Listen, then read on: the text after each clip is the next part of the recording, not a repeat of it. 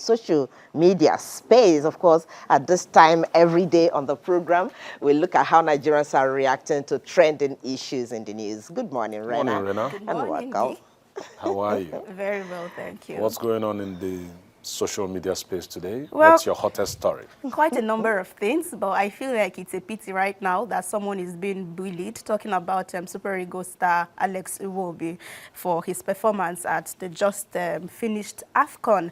People are saying that he didn't do well. I mean, I think it's getting to him already because he's hiding, almost leaving social media at the moment, and I think it's quite a pity that the performance of a group that affected, the outcome is being blamed on one person. It's really sad. Really sad, but I think the boys did well, really. To get to the finals isn't an easy, isn't an easy job, really. Since 2013, they just made it to the final for the first time, and I think that's I think they should be commended instead. Let's allow you to get on with it, and I'm interested in what netizens have to say about Alex Iwobi, in fact. Well, I would only you have be the floor. All right. Thank you so much. Catch you later. Yes, indeed. All right, so the senator representing me from Edo North Senatorial District, Adams Oshiomole, is asking Nigerians to blame former President Muhammadu Buhari for today's economic hardship.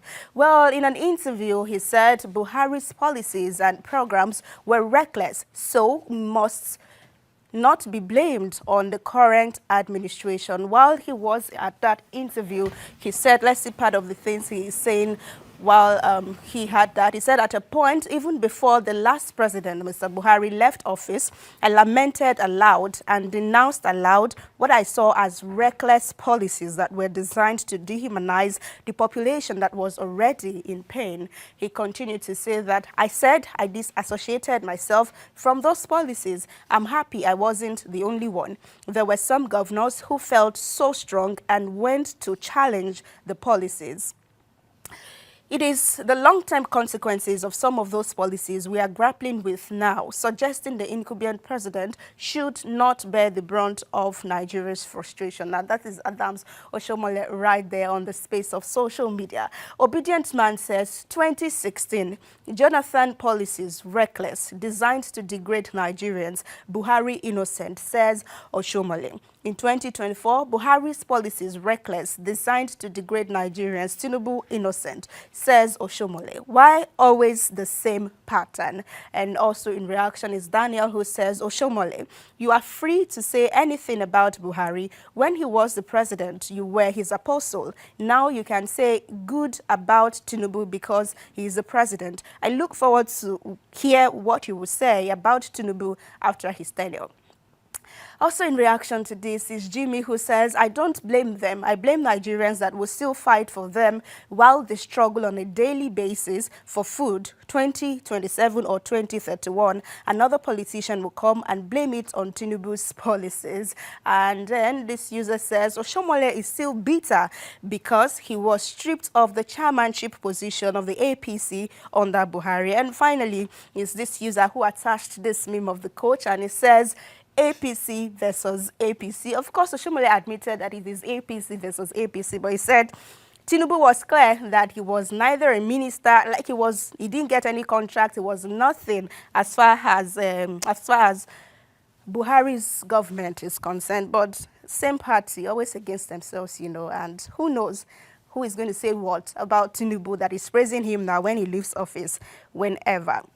But away from this, the International Monetary Fund, IMF, is recommending the complete removal of fuel and electricity subsidies to restore macroeconomic stability in Nigeria, while commending the administration of President Bola Ahmed Tinubu on what it called bold economic reforms. It stressed in its post-financing assessment report that if we could have what IMF is saying there, it says the government's focus on revenue mobilization and digitalization would improve public service delivery and safeguarding fiscal sustainability. The envisaged reduction in the overall deficit in 2024 would help contain debt vulnerabilities and eliminate the need for CBN financing. And then it said temporary and targeted support to the most vulnerable in the form of social transfers is needed, given the ongoing cost of living crisis. Fuel and electricity subsidies are costly, do not reach those that most need government support, and should be phased out completely. Emphasis on phased out completely. OTP says Jonathan removed subsidy.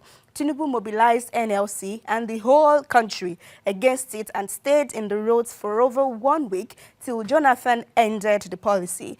Maybe Tinubu didn't tell you that part of the story, that he is the reason why Nigeria had to pay over 7 trillion on subsidy. And then for God's providence, it says IMF is insensitive to the plight of Nigerians. There is no country on earth that doesn't subsidize some certain product for its citizens. Why is IMF not telling our government what to do to fix electricity so that Nigerians can have constant electricity? More thoughts coming in from Ajayi is saying that the SAP they forced on Nigeria through IBB. What was the consequence? Trust these international lenders at your own peril.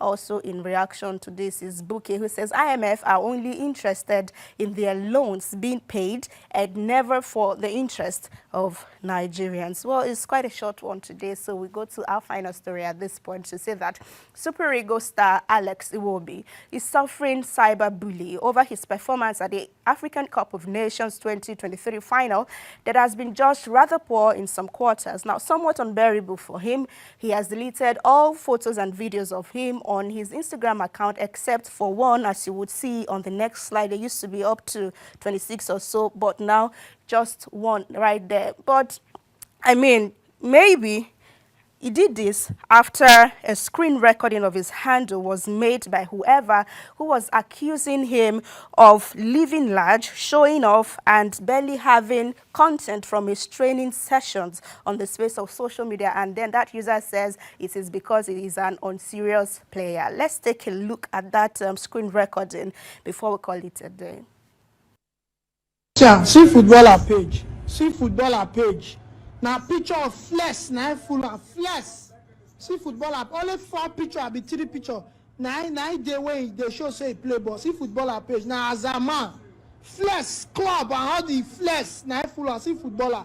You live inside feed for more than 70 minutes, you won't be not get 1 tackle. See footballer, see how. See footballer. As a man. See footballer page. See the flesh, the ball. Nothing be training, nothing be ball where it will be the post. Now flesh the post.